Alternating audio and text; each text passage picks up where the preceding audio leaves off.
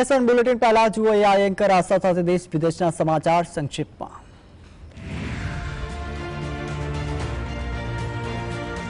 નમસ્કાર, હું છું આસ્થા।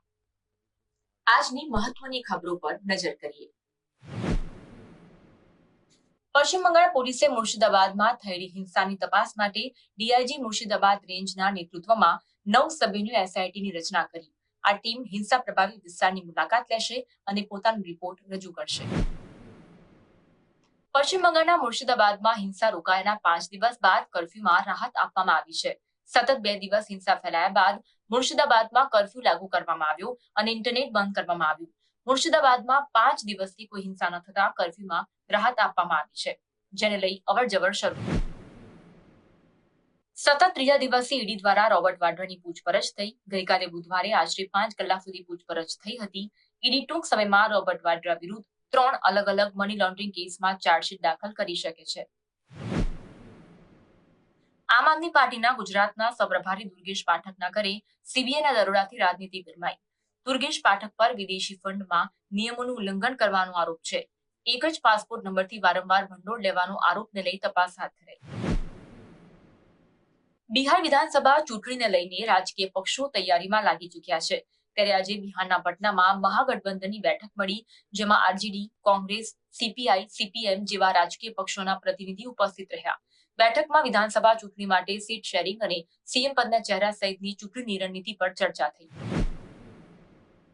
મહારાષ્ટ્રમાં શિવસેનાના પ્રમુખ ઉદ્ધવ ઠાકરે રામ મંદિરથી માંડીને ગુજરાત સહિતના મુદ્દે ભાજપને આડે હાથ લીધી। તેઓએ નાસિકના એક કાર્યક્રમ દરમિયાન જાહેર સભાને સંબોધન કરતા કહ્યું, તેઓ ભાજપથી અલગ થયા છે, પણ હિન્દુત્વથી નહીં। મૃત્યુ સુધી હિન્દુત્વ છોડીશ નહીં। અમેરિકી રાષ્ટ્રપતિ ડોનાલ્ડ ટ્રમ્પે વ્હાઇટ હાઉસની પોલિસીમાં બદલાવ કર્યો। તેઓએ રોયટર્સ, બ્લૂમબર્ગ અને એસોસિએટેડ પ્રેસ જેવી જાણીતી આંતરરાષ્ટ્રીય ન્યૂઝ એજન્સીઓને વ્હાઇટ હાઉસના પ્રેસ પૂલમાંથી બહાર કાઢી છે। તેઓને હવે પ્રેસ પૂલમાં કાયમી સ્થાન મળશે નહીં।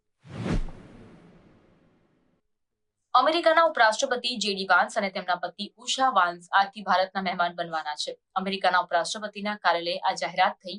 મળતી માહિતી મુજબ જેડી વાન્સ તેમના પત્ની ઉષા વાન્સ સાથે 18 એપ્રિલથી 24 એપ્રિલ દરમિયાન ભારત અને ઇટાલીની મુલાકાત લેશે। રશિયન રાષ્ટ્રપતિ વ્લાદિમીર પુતિને એલોન મસ્કની પ્રશંસા કરી। તેમની તુલના સર્ગેઈ કોરોલેવ સાથે કરી, જેમણે 1950 અને 1960ના દાયકામાં સોવિયત યુનિયનની અવકાશમાં સફળતામાં મુખ્ય ભૂમિકા ભજવી હતી। પુતિન કેટલાક વિદ્યાર્થીઓ સાથેની બેઠકમાં મસ્કનો ઉલ્લેખ કરતા કહ્યું, અમેરિકામાં એક વ્યક્તિ રહે છે, તેનું નામ એલન મસ્ક છે।